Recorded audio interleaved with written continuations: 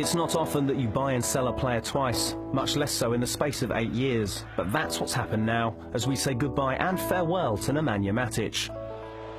The boy, who left first time around in 2011 as part of the David Luiz deal, returned a man just 2.5 years later, but not before facing Chelsea in the 2013 Europa League final. He arrived back at the Bridge mid-season in January of 2014, having been voted as Portugal's Player of the Year following a fine campaign with Benfica. He brought that form with him too, and instantly, his first league start of his second Blues spell came in what was arguably the performance of the season, as Chelsea ended Manchester City's 20-game unbeaten home run and made it a genuine three-horse race for the title. Branislav Ivanovic scored the famous winner, but in the middle of it all, the way his Serbian colleague utterly dominated the previously untouchable Yaya Toure made people realise just why the club had been so keen to get him back.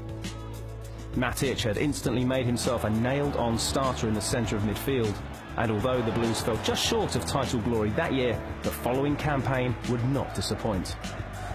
That summer, the Blues added the craft of Fabregas and the goals of Costa. Terry remained imperious and Hazard magical, but despite all those stars shining brightly, during the nitty-gritty of the autumn and winter of 2014, Nemanja Matic was the glue that held everything together, as Chelsea went unbeaten until Newcastle, and guess who missed his first game of the season through suspension that day? Such was his importance that everybody noted that fact, and therefore those same fans were greatly troubled when a rare moment of madness against Burnley cost him a place in the League Cup final. Everything was about what Chelsea would do in his absence. Tottenham, of course, were beaten anyway, and Nemanja kitted up to join in with the celebrations. The capital won Cup, his first medal as a Blue. The second was only 3 months away. This was a team so consistent in terms of selection that team sheets were almost an irrelevance during that run-in. You knew the Chelsea 11, and you knew who the anchorman was. The clean sheets through the spring made sure no one would catch the Blues, and it was Matic making sure that the opponents weren't getting at the back four. When the trophy was handed over, he deserved to lift it as much as any of his colleagues. He was one of 6 Blues in the Team of the Year as picked by the PFA. Like so many of those champions of the year before, however, in that title's defence, Matic struggled to match previous standards.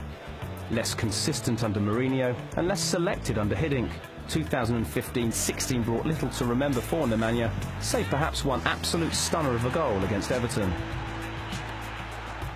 Last season saw a return to form under new boss Antonio Conte, sharing midfield duties with Cesc Fabregas alongside the newly acquired N'Golo Kante.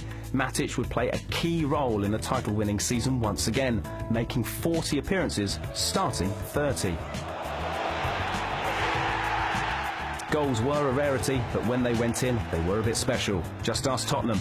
One of 7 he would score in 154 Chelsea appearances. We wish him well.